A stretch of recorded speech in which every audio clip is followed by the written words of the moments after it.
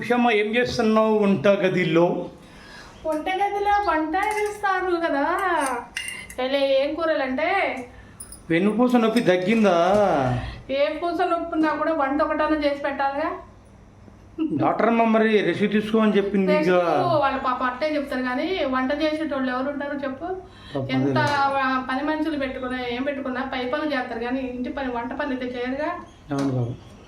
బీరకాయ పచ్చడా, అదేలా నెయ్యి. బీరకాయ పచ్చడి అండి మా ఇంట్లో ఈరోజు. బీరకాయ పచ్చడికి నీకు నెయ్యి వేస్తా.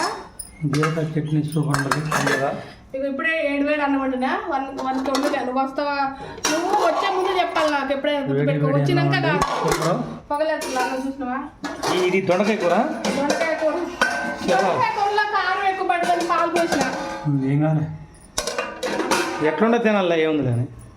ఇక పాలు పోస్తున్నా. ఎట్లా ఉండ తినాలా? పాలు కాదు నెయ్యి. అది నెయ్యి.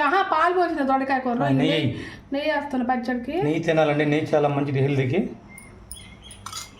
నువ్వు మంటకున్నా ఎట్లున్నా కూడా కొద్దిగా నెయ్యి తగిలితే మంచిది.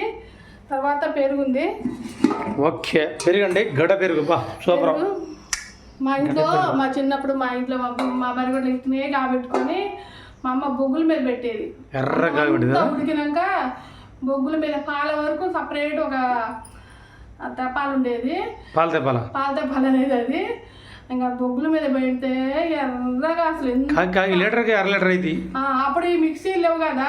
మా అమ్మ చల్లకోవాల పాపం తిప్పి తిప్పి తిప్పి తిప్పి తిప్పి ఇంత ముద్ద వెళ్ళేది. ఏ రోజు ఆ రోజు చేయాలి. రాదు, బాగా రాదు. అప్పట్లో తెలియదు కదా. ఏ రోజు ఆ రోజు చేసేది మా అమ్మ. అప్పుడు ఎంత వచ్చేది తిప్పంగా గంట సేపు. ఇప్పుడు ఏముంది 15 రోజులు వేసుకుని 1/2 కేజీ 1/2 కిలో తినేయి అట్లా. చూడు. ఓకే అండి. నాకు పెరుగు కూడా లూజ్ ఇట్లా ఉంటుంది కదా. నేను తినను, నాకు నచ్చదు. నాకేంటంటే పెరుగు చిన్నప్పటి నుంచి బరిగొడ్లు ఉండి ఇట్లా తిన్నాం కదా, అదే అలవాటు. గట్టిగా ఉంటేనే పెరుగు తినాలనిపిస్తుంది, లేకపోతే నేను తినను అసలు. కట్ట పెరుగు టేస్ట్ బాగుంటుంది. టేస్ట్ ఇదిగో నీకు వేడి అన్నం, బీరకాయ పచ్చడి, దొండకాయ కూరలో కొంచెం కారం పడ్డది.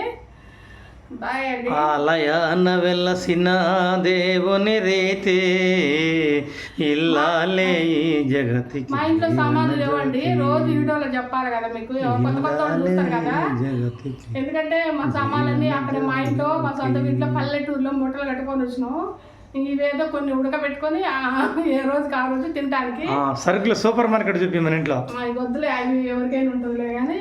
పతి దేవుని మరపించే నువ్వు కెమెరా మీద నువ్వు పాడుతున్నా వాయిస్ పాడుతా వాళ్ళకి. జీవితమే పండించే నవ్వులవాన. సరే అండి, బాయ్ బాయ్ బాయ్. సపోర్ట్ చేయండి. థ్యాంక్ యూ అండి, అందరూ సపోర్ట్ చేయండి.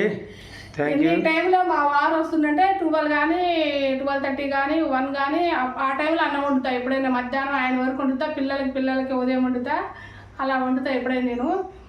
ఎందుకంటే పాపం చిన్నప్పుడు చాలా వరకు సద్దన్నం తినదని చెప్తాడు ఊరికే. నాకు అది బాధ అనిపిస్తుంది.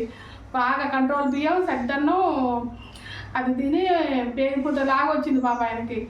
నాకు అది చిన్నప్పుడు సద్దన్నం తినడు. ఇవాళ కొంచెం అన్నం తినే యోగ్యత వచ్చినప్పుడైనా వేడి వండి పెట్టాలిగా.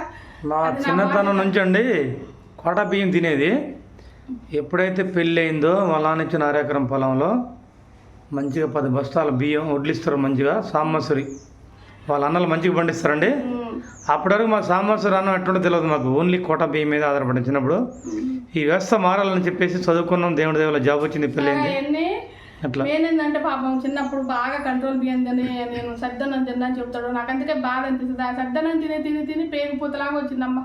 ఇంక ఇప్పుడు నా అదేనా భార్యను కదా నేనున్న ఏమంటారు సేవలతో సింపగా 10 మందిని ఆదరించు కల్పవల్లిగా. ఉల్లిగడ్డలు ఉండే సాయంత్రం గుడ్లు తెస్తే 2 గుడ్లు మారుస్తా. తనయుని వేరునిగా పెంచే తల్లిగా సతియగా గృహసీమనుగా చే దేవతగా సృష్టించను ఆ దేవుడు తన కుమారుగా.